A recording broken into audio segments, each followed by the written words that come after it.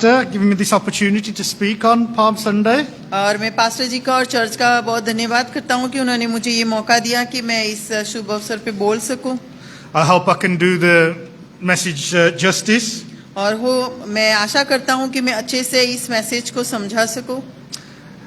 This Sunday is a very important Sunday. और ये जो संडे हम मना रहे हैं वो बहुत इम्पोर्टेंट संडे है। As we start, we're going into the Holy Week. It's sometimes called the Passion Week. और जैसे हम पाम संडे को सेलिब्रेट करते हैं, हम एक दुख सहन सप्ताह जिसको हम एक पवित्र हफ्ता भी कह सकते हैं।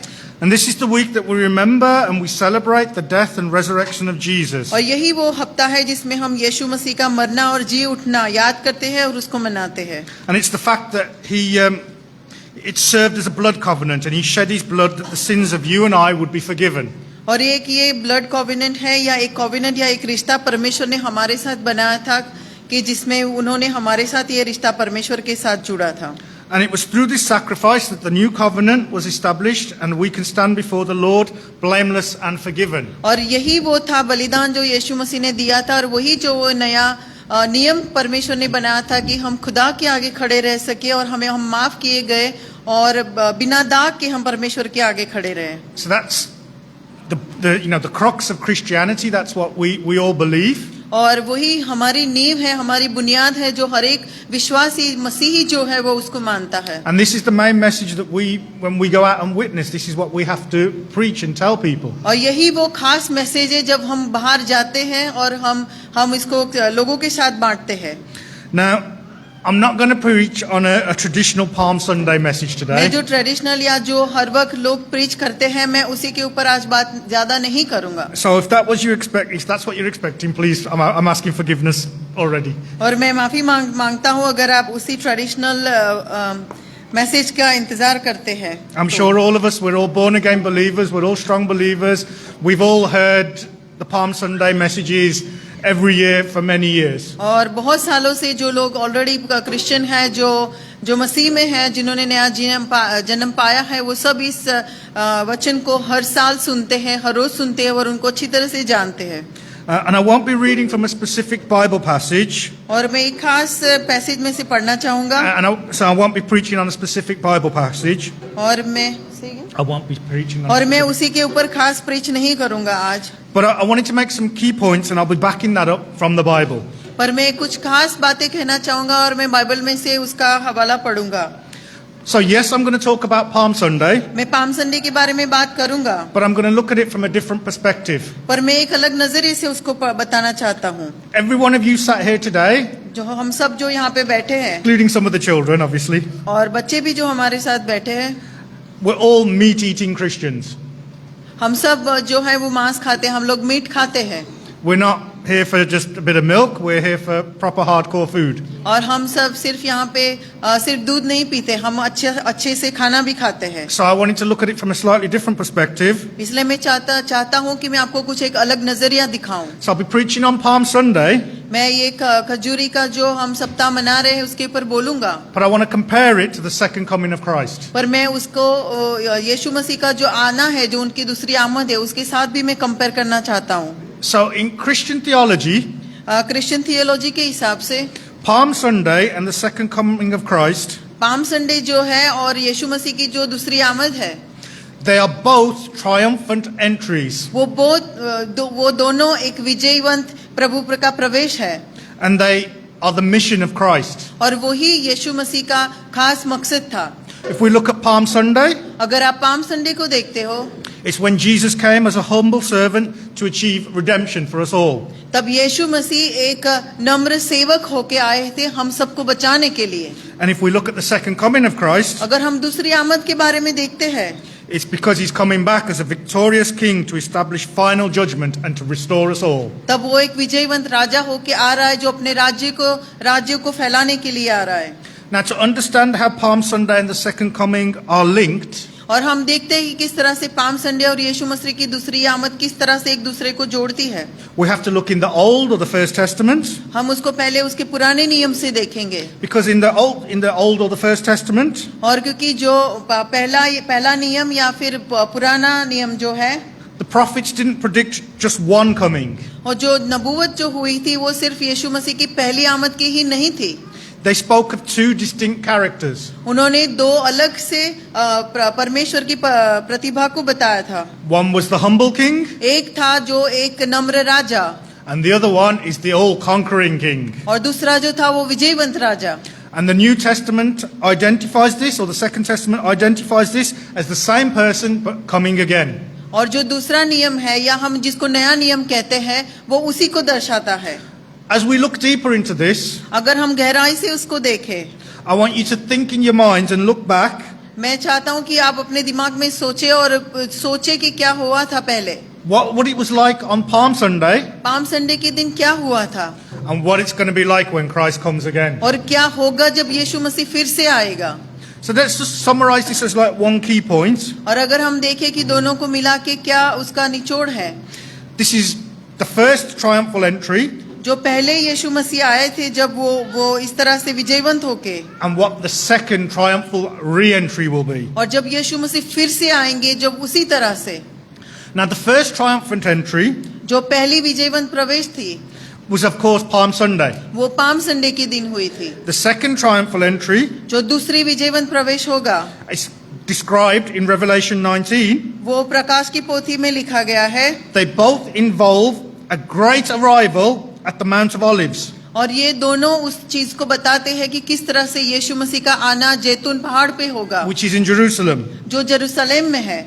The purposes of these arrivals are very different. और जब दोनों का जो मकसद है वो काफी अलग है। Let's have a look at a couple of Bible readings so that we can understand what these look like. हम बाइबल रीडिंग में से देखेंगे कि किस तरह से इसको बताया गया है। So the first one we'll look at is John chapter 12 verses 12 to 16, and this talks about the Palm Sunday. और पहला जो है वो यूहान की अंजील उसका 12वां अध्याय और उसकी 12वीं आयत से है, जिसको वो पाम संडे के बारे में जो बताया गया है।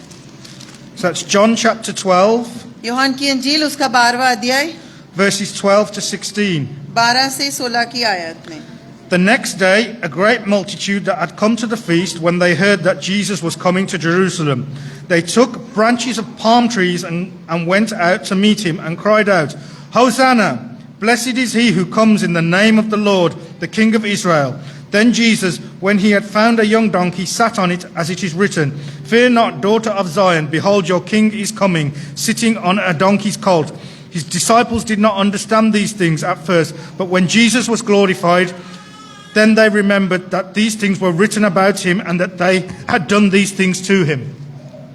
यूहान की अंजील उसका 12वां अध्याय 12 से 16। दूसरे दिन बहुत से लोगों ने जो पर्व में आए थे ये सुना कि यीशु यरूशलेम में आ रहा है, इसलिए उन्होंने खजूर की डालियां ली और उसे भेंट करने को निकले और पुकारने लगे, होसाना! इस धन्य इज़राइल का राजा जो प्रभु के नाम से आता है। तब यीशु को गधे का एक बच्चा मिला तो वह उस पर बैठ गया, जैसा लिखा है, हे सियोन की बेटी मत डर, देख तेरा राजा गधे के बच्चे पर चढ़ा हुआ चला आता है। उसके चले ये बातें पहले न समझे थे, परंतु जब यीशु की महिमा प्रकट हुई तो उनको स्मरण आया कि ये बातें उसके विषय में लिखी हुई थी और लोगों ने उसी प्रकार का व्यवहार किया था। Amen. Amen. And let's read the second reading. That's Revelation chapter 19 verses 11 to 13. और दूसरी जो रीडिंग है वो है प्रकाशित वाक्य प्रकाश की पोथी उसका 19वां अध्याय। So that's Revelation chapter 19 verses 11 to 13. और 11 से 13वीं आयत में ये लिखा है, Now I saw heaven opened, and behold, a white horse, and he who sat on him was called Faithful and True, and in righteousness he judges and makes war. His eyes were like a flame of fire, and on his head were many crowns. He had a name written that no one knew except himself. He was clothed with a robe dipped in blood, and his name is called the Word of God. Amen. आमेन। प्रकाश की पोथी उसका 19वां अध्याय वर्ष 11 से लेके 13 तक। फिर मैंने स्वर्ग को खुला हुआ देखा और देखता हूँ कि एक श्वेत घोड़ा है और उस पर एक सवार है जो विश्वास योग्य और सत्य कहलाता है, और वह धर्म के साथ न्याय और युद्ध करता है। उसकी आंखें आग की ज्वाला है और उसके सिर पर बहुत से राजमुकुट है। उस पर एक नाम लिखा है जिसे उसको छोड़ और कोई नहीं जानता। वह लहू छिड़का हुआ वस्त्र पहने है और उसका नाम परमेश्वर का वचन है। आमीन। Amen. So what do we see here? What are the differences that we see between these two passages that we've just read? और यहाँ पे हम क्या देखते हैं कि जो अलग है, So the Palm Sunday, which was the first coming, और जो पाम संडे है जब यीशु मसीह पहली बार राजा की तरह आए थे, Jesus entered Jerusalem riding a donkey. यीशु मसीह जब आए थे तब वो गधे पर सवार होके आए थे। A donkey, what is that? और जो गधा है वो क्या है? It was a symbol of peace and humility. वो एक नम्रता को दर्शाता है He humbled himself, और वो अपने आप को नीमा करता है। and that was shown by the animal that he was riding. और वो जो जानवर जो इस्तेमाल किया गया है उससे दर्शित होता है। He also came as the Lamb of God और वो एक मेमने की तरह भी आया है to die for the sins of humanity. जो इंसानों के लिए मर गया। When he died on the cross, his last words were, और जब वो क्रूस पे जब वो मर रहा था तब उसके आखिरी शब्द ये थे "It's finished." कि सब कुछ पूरा हुआ। So, although we celebrate this Holy Week, जैसे कि हम इस पवित्र सप्ताह को मना रहे हैं, we as born again believers, every one of us sat here today, हम सब जो यहाँ पे नया जन्म पाए हुए हैं, we know that it's complete, it's finished. हम जानते हैं कि ये सब कुछ पूरा हुआ है। And now we should be focused on the second coming. और अब हम यीशु मसीह की दूसरी आमद के बारे में सोचते हैं, Because that's the most important thing for us. क्योंकि यही सबसे जरूरी बात है हमारे लिए। Let's compare this to the second coming. और हम दूसरी यीशु मसीह की जो दूसरी आमद है उसके साथ इसको कंपेयर करते हैं। As we read in Revelation, जैसे कि हमने प्रकाशित वाक्य में से पढ़ा, the scripture says that वचन ये कहता है Christ is returning on a white war horse. कि जैसे कि ये जो यीशु मसीह है वो एक श्वेत घोड़े पे, एक सफेद घोड़े पे आएंगे। What does this symbolize? वो क्या दर्शाता है? It symbolizes victory and judgment. और ये उनका न्याय और उनकी जीत को बताता है। In ancient times, पुराने जमाने में a white horse, अगर घोड़ा सफेद है, it was the symbol of a conquering general or a mighty king. इसका मतलब ये है कि कोई महाराजा आ रहा है। And the Old Testament or First Testament, और जो पुराने नियम या जो पहला नियम है, this sets up this dual identity of Christ. और ये यीशु मसीह को दर्शाता है। And that's why it explains that there were going to be two comings. और इसके लिए हम ये साबित कर सकते हैं कि ये यीशु मसीह के बारे में ही लिखा गया है। So have a quick look and see where those are. If we look in Isaiah 53 verse 7. अगर हम यशायाह की पुस्तक और उसकी 53 अध्याय उसकी 7वीं आयत में देखते हैं, Isaiah 53 verse 7. यशायाह 53 और उसका 7वां अध्याय 7वीं आयत। He was oppressed and he was afflicted, yet he opened not his mouth. He was led as a lamb to the slaughter, and as a sheep beyond its shearers is silent, so he opened not his mouth.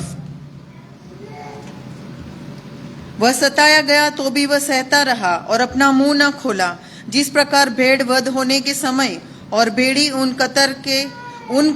Qatar के समय चुपचाप शांत रहती है, वैसे ही उसने भी अपना मुंह न खोला। So what was he in the first coming? He was a lamb.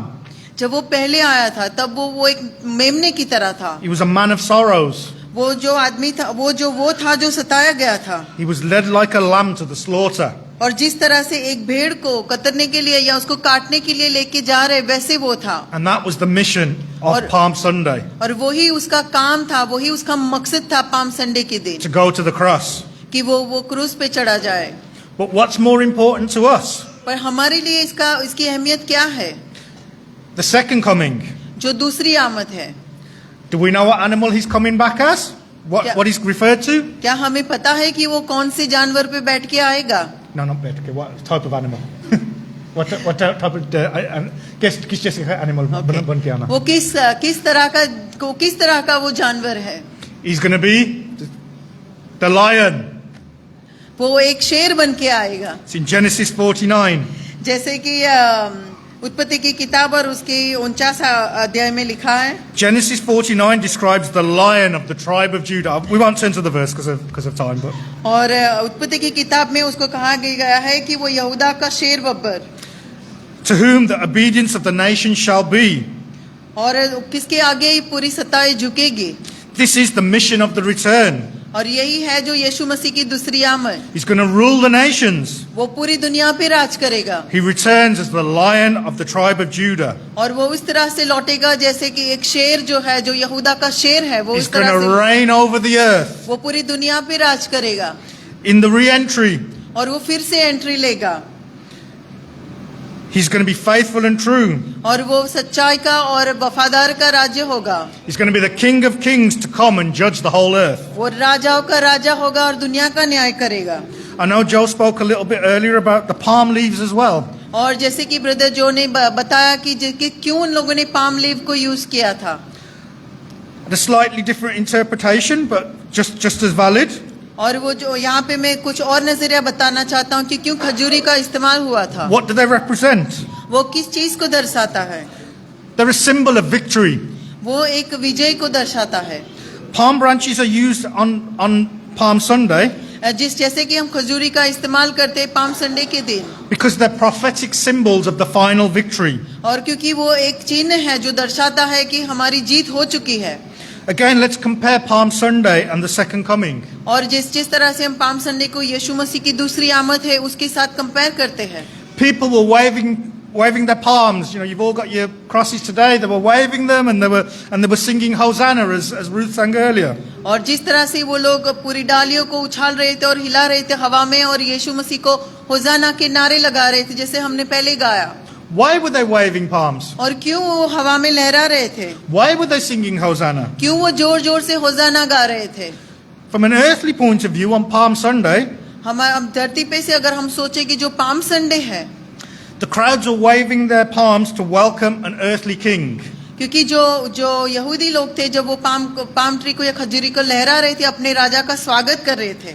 They were hoping that they would overthrow the Romans. और उनके मन में ये था कि अब रोमन सरकार यहाँ से चली जाएगी। The Jews were hoping that this was their Messiah. और यहूदी लोग मानते थे कि हो सकता है शायद ये हमारा मसाया होगा। He would be their earthly king and he would liberate them. और वो हमारा पृथ्वी पर हमारा राजा होगा और रोमन सरकार से हमें छुड़ाएगा। But we as born again believers, we know पर जैसे कि हम जो नए जन्म पाए हुए हैं हमको वो पता है he'd come to liberate each and every one of us from sin.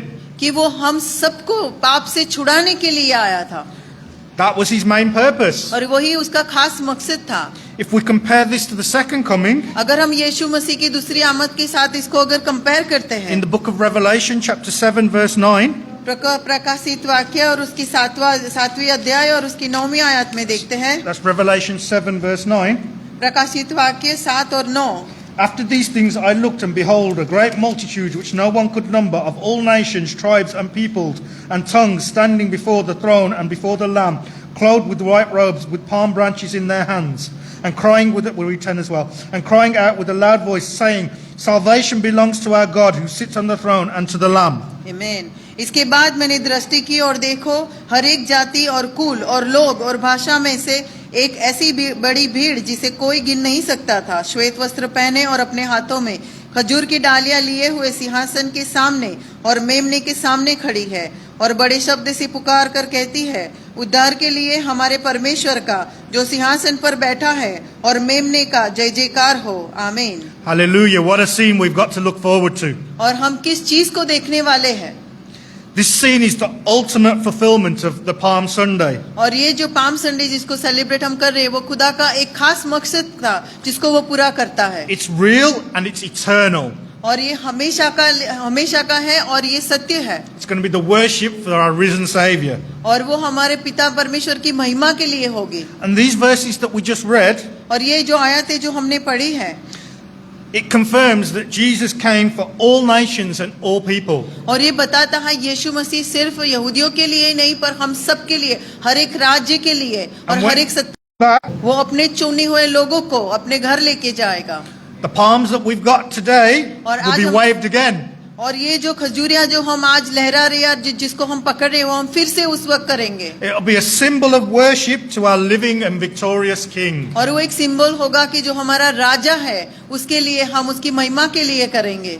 Just if we think a little bit, we've probably seen lots of movies and stuff of when Jesus went into Jerusalem on the donkey. और जिस तरह से हमने काफी फिल्में या movie में देखा है कि किस तरह से यीशु मसीह जो गधे पर सवार होकर यरूशलेम में आते हैं। How much greater is this going to be on the second coming? वो कितनी बड़ी बात लगती है जब यीशु मसीह फिर से आएगा तब ये चीज कैसी होगी। What a wonderful day we've got to look forward to as born again believers. और वो कितना बड़ा दिन है हमारे लिए जो नया जन्म पाए हुए हैं उनके लिए कि हम उस दिन को देखेंगे।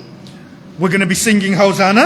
हम उस वक्त भी होसाना गाएंगे। Why will we be singing Hosanna? और क्यों हम होसाना गाएंगे?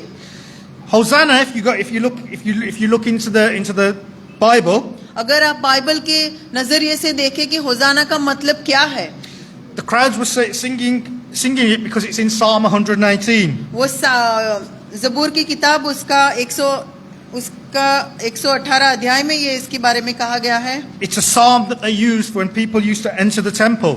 और जभी भी ये वो साम है जभी भी लोग मंदिर में या हैकल में जाते थे, तब इस साम को वो ये ज़बूर को गाते थे। We won't turn to it, but the reference is, the cry is, Lord save us. This is, I beg you to save, or please deliver us. और उसका मतलब ये होता है कि पिता हमें बचा ले या पिता हम पे दया कर। This is the direct translation of the word Hosanna. और इसका वही उसका डायरेक्ट ट्रांसलेशन या इसका तर्जुमा वही है। Lord save us, I beg you to be saved, I beg us to be saved or deliver us. Which verse is that? I can't remember, I haven't written it, but yeah, it's in 118. 118 verse. I haven't got written it. Okay. और उसमें ये कहा गया है कि हे यहोवा तू हमें छुड़ा ले, तू हमारा उद्धार करने वाला है। So in the Palm Sunday context, और जब हम पाम संडे के बारे में सोचते हैं, this was a prayer for the Messiah to take up a literal throne. और ये वो है कि यीशु मसीह को हम ये कहते हैं कि वो अपने स्थान को ग्रहण कर ले। So if we look at it a little bit from a worldly view, अगर हम दुनिया के नजरिए से देखते हैं, Palm Sunday was just a rehearsal. Palm Sunday जो है वो एक तैयारी है या एक प्रैक्टिस है। You know, when you like have a boxing event or something like that, जब भी हमारी कोई इवेंट होती है, बॉक्सिंग इवेंट या कोई भी स्पोर्ट्स होता है, you see there's always an undercard. There's like other fighters that fight, but they're not the main ones. Okay, वहाँ पे वो जो दूसरे लोग होते हैं जिसके साथ आप प्रैक्टिस करते हैं कि जो वो मेन नहीं होते हैं, But then there's always a main event. पर वो इसकी वो खास इवेंट होती है। The second coming is the main event. जो दूसरी आमद है यीशु मसीह की, वो अब एक खास है। This is when the king comes back and takes his throne. उसी वक्त जब राजा जब आएगा और उसकी गादी को वो ग्रहण करेगा। I'll give you a little Bollywood reference for this. और मैं एक आपको रेफरेंस देना चाहूंगा। Those of you watch movies may know this. और जो लोग फिल्म का शौक रखते हैं उनको ये पता होगा। So if you think about Palm Sunday, अगर हम पाम संडे के बारे में सोचते हैं, and then you compare it to the second coming, अगर दूसरा यीशु मसीह की जो दूसरी आमद है, we can actually say, I'll say it in the Indian version because it doesn't translate very well in English. Picture abhi baki hai mera dost. कि जो इसकी मेन इवेंट है या जो इसकी गहराई है वो अभी बाकी है। What do I mean by that? इसका मतलब क्या है? The main event for all of us sat here today कि हम सबके लिए वो जो खास इवेंट है is the second coming. वो यीशु मसीह की दूसरी आमद है।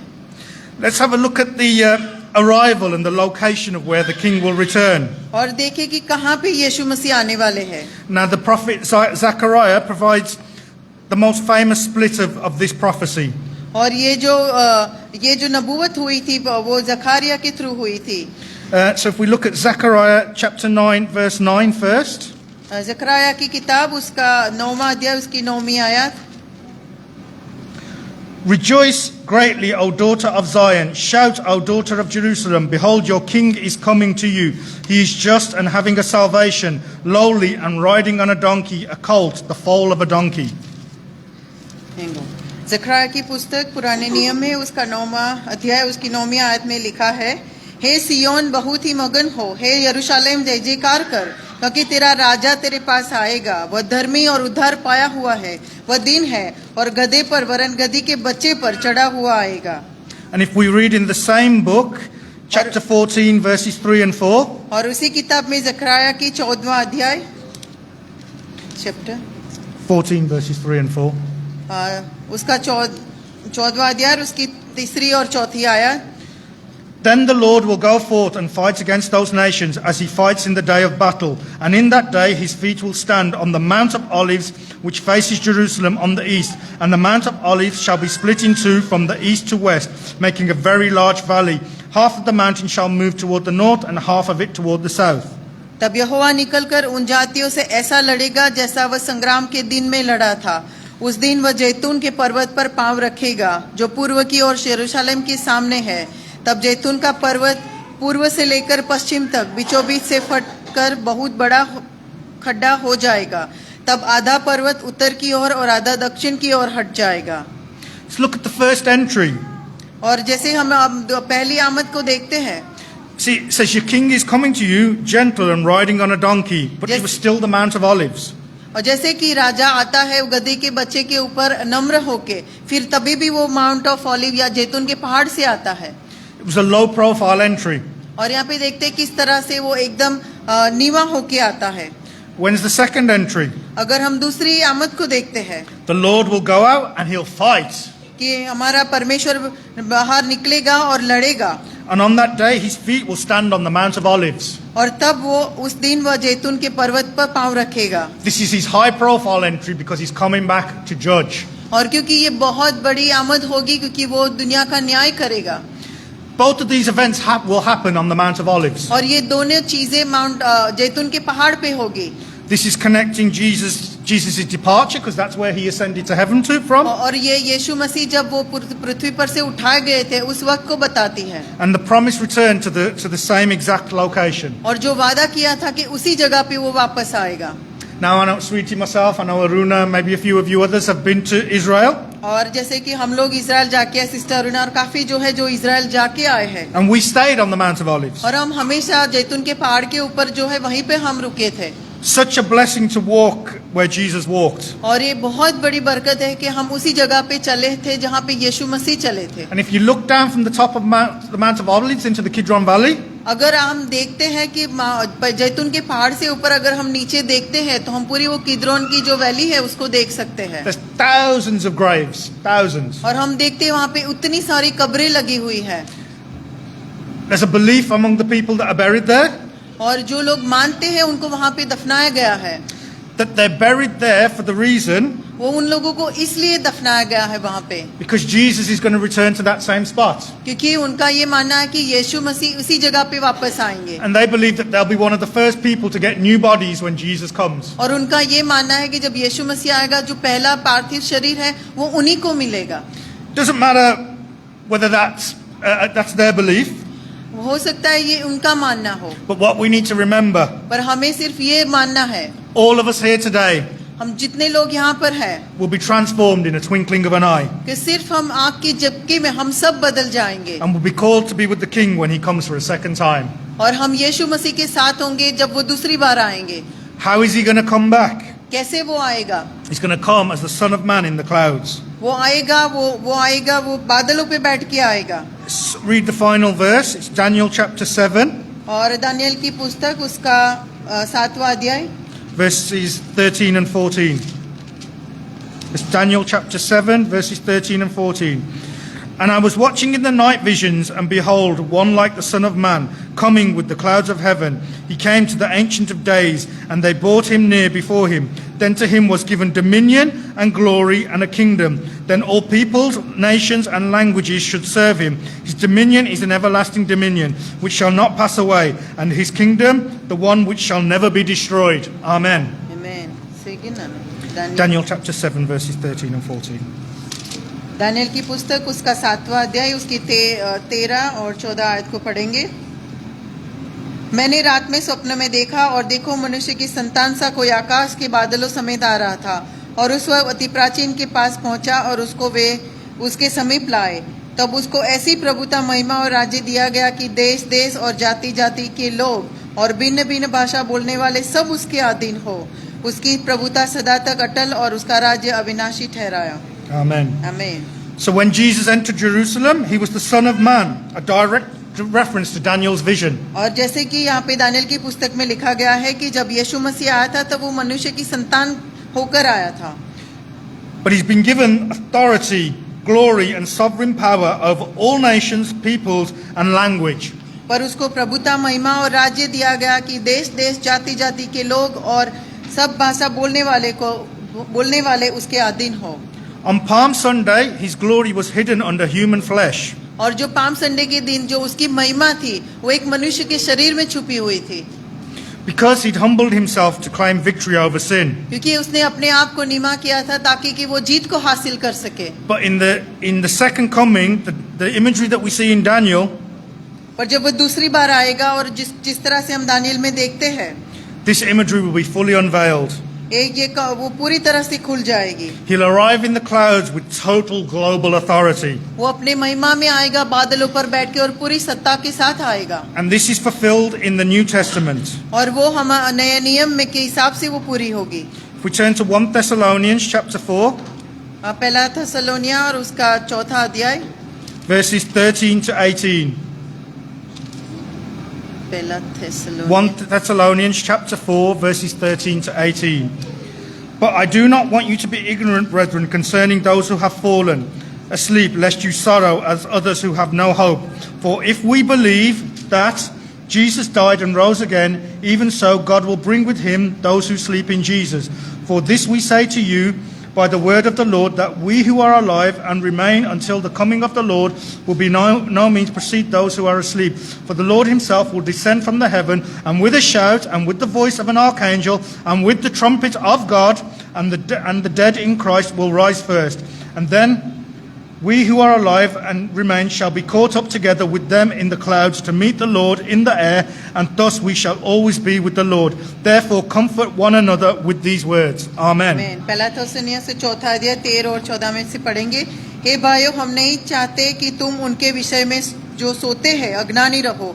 ऐसा न हो कि तुम दूसरों के समान शोक करो जिन्हें आशा नहीं, क्योंकि यदि हम विश्वास करते हैं कि यीशु मरा और जी भी उठा, तो वैसे ही परमेश्वर उन्हें भी जो यीशु मसीह में सोए गए हैं उसी के साथ ले जाएगा। क्योंकि हम प्रभु के वचन के अनुसार तुमसे ये कहते हैं कि हम जो जीवित हैं और प्रभु के आने तक बचे रहेंगे, सोए हुओं से कभी आगे न बढ़ेंगे। क्योंकि प्रभु आप ही स्वर्ग से उतरेगा, उस समय ललकार और प्रधान दूत का शब्द सुनाई देगा और परमेश्वर की तुरी फूकी जाएगी, और जो मसीह में मरे हैं वो पहले जी उठेंगे। Amen. What great promise we've got. और ये बहुत बड़ा वादा है परमेश्वर से। The majesty and the return of our Lord and Saviour is fully revealed in the verses that we've just read. और परमेश्वर की महिमा जो है, जो हमने यहाँ पे लिखा है, उसमें बताई गई है। Each and every one of you take comfort, because we've all got people that we've lost. I can talk about myself, my mum. और हम सबको जानते हैं कि हम जिन्होंने हम यहाँ पे बैठे, हमारे बहुत अपनों को हमने खोया है। We know we're going to be reunited in that day. पर हमें पता है उस दिन हम हमारे सब लोगों को मिलेंगे फिर से। We all need to ask ourselves one question. और हम सबको अपने आप से एक सवाल करना है आज। Are you ready for his return? क्या आप यीशु मसीह की दूसरी आमद के लिए तैयार हो? The teaching and the verses that we've read today और जिस तरह से ये सब हमने बाइबल में से पढ़ा है, is meant to motivate us to be believers and live holy lives. वो हमारे लिए एक प्रोत्साहन है कि हम उसको पढ़े और हम एक पवित्र जीवन जिए। Let's avoid laziness and be faithful regardless of the persecution we face. और हमें अपनी आलस को छोड़ के परमेश्वर के साथ वफादारी से चलना है, चाहे जो कुछ भी हो जाए। Why? क्यों? Because he is coming. क्योंकि वो आ रहा है। And that is really what we should remember when we celebrate Palm Sunday. और हमें इस बात को याद रखना है जब भी हम पाम संडे को मनाते हैं, Our Lord and Saviour is coming back. कि हमारा जो तारनहार है, हमारा जो सेवियर है, वो आ रहा है। And let's be ready. और हमें उसके लिए तैयार होना है। Amen. आमीन। Thank you. I hope you've all been blessed by his word.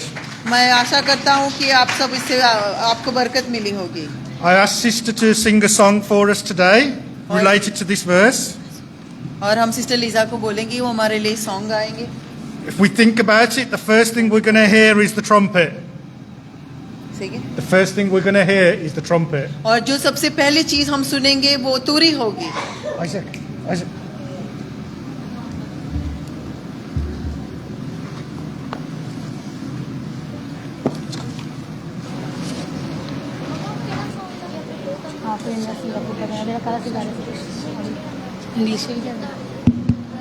Hallelujah. आखिरी नरसिंगा फूका जाने वाला है, आखिरी नरसिंगा फूका जाने वाला है। तेरा मेरा सबका यीशु आने वाला है, तेरा मेरा सबका यीशु आने वाला है। तू कहाँ होगा, तू कहाँ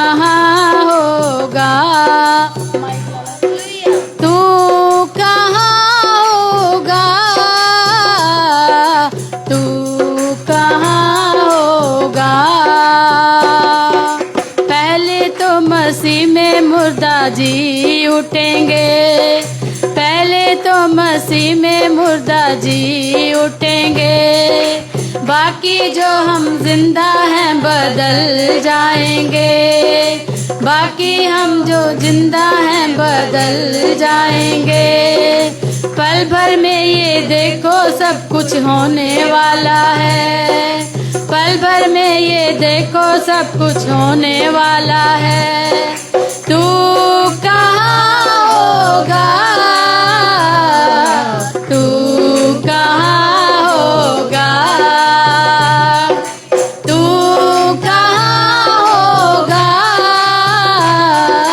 तू कहाँ होगा। तेरे दिल के सारे गम बढ़ते जाएंगे, तेरे दिल के सारे गम बढ़ते जाएंगे। बीत गए जो लम्हे तेरे पास न आएंगे, बीत गए जो लम्हे तेरे पास न आएंगे। दुनिया में तू तन्हा ही रह जाने वाला है, दुनिया में तू तन्हा ही रह जाने वाला है। तू कहाँ होगा, तू कहाँ होगा, हालेलुया। तू कहाँ होगा, तू कहाँ होगा।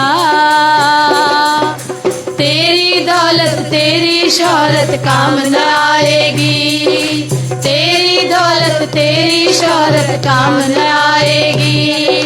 ये सब चीजें प्यारे तेरे साथ न जाएंगी, ये सब चीजें प्यारे तेरे साथ न जाएंगी। सब चीजों का खात्मा जल्दी होने वाला है, सब चीजों का खात्मा जल्दी होने वाला है। तू कहाँ होगा, तू कहाँ होगा, हालेलुया। तू कहाँ होगा, तू कहाँ होगा। तेरी दौलत तेरी शोहरत काम न आएगी, तेरी दौलत तेरी शोहरत काम न आएगी। ये सब चीजें प्यारे तेरे साथ न जाएंगी, ये सब चीजें प्यारे तेरे साथ न जाएंगी। सब चीजों का खात्मा जल्दी होने वाला है, सब चीजों का खात्मा जल्दी होने वाला है। तू कहाँ होगा, तू कहाँ होगा, तू कहाँ होगा, तू कहाँ होगा। आखिरी नरसिंगा फूका जाने वाला है, आखिरी नरसिंगा फूका जाने वाला है। तेरा मेरा सबका यीशु आने वाला है, तेरा मेरा सबका यीशु आने वाला है। तू कहाँ होगा, तू कहाँ होगा, तू कहाँ होगा, तू कहाँ होगा, तू कहाँ होगा, तू कहाँ होगा, तू कहाँ होगा, तू कहाँ होगा। हालेलुया।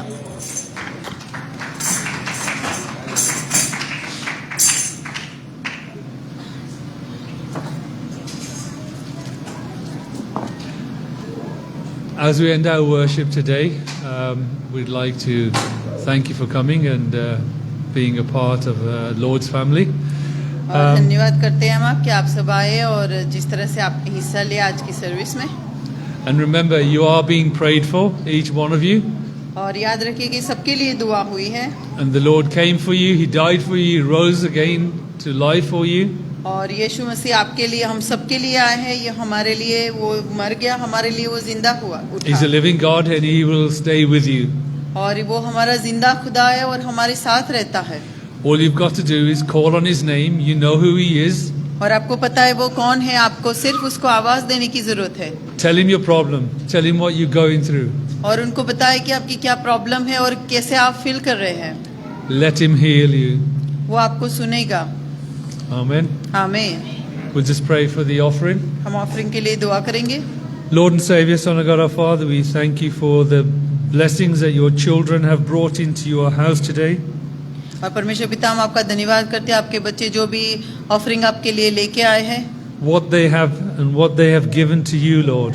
और जो भी उन्होंने आपको दिया है I ask you to multiply it हम प्रार्थना करते हैं कि वो मल्टीप्लाई हो and bless your children, और आपके बच्चों को आशीष और बरकत मिले that their offering may be used in your works. कि ये जो ऑफरिंग है वो आपके काम के लिए इस्तेमाल हो Strengthen them in you, Lord. और वो उनको उससे ताकत मिले Be with them and heal them. परमेश्वर पिता आप उनके साथ रहे और उनको चंगाई दे Be real to them. और आप उनको उनकी आपकी जो हकीकत हो उनको पता चले And let them know that you are a living God. और उनको ये एहसास हो जाए कि आप एक जिंदा खुदा है Lord, once again we bring them before you and we ask your blessing to be with them, remain upon them and strengthen them. और परमेश्वर पिता हम सबको आपके पास लाते हैं आप उनके साथ रहे और उनको ताकत दे और उनको बरकत दे Amen. आमीन आमीन